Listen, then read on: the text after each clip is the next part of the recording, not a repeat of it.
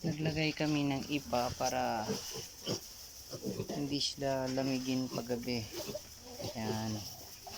May painuman din sila. Yan. Ginagamitan namin ng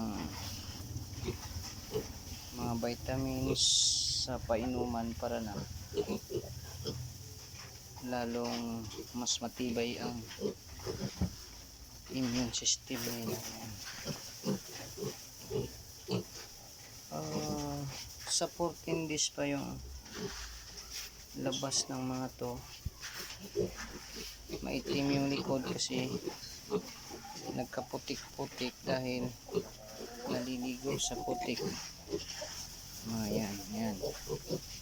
Takbo-takbo. Mas maganda pag may ipa kasi hindi sila hindi sila magtatae sa paglamig ng katawan nila. Ayan. Maglalaro sila dyan pagkatapos kain. Yan. Ara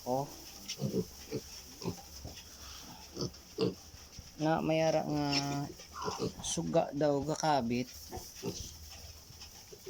kung ginalamig sila paandaro na mo na para nga mainitan sila.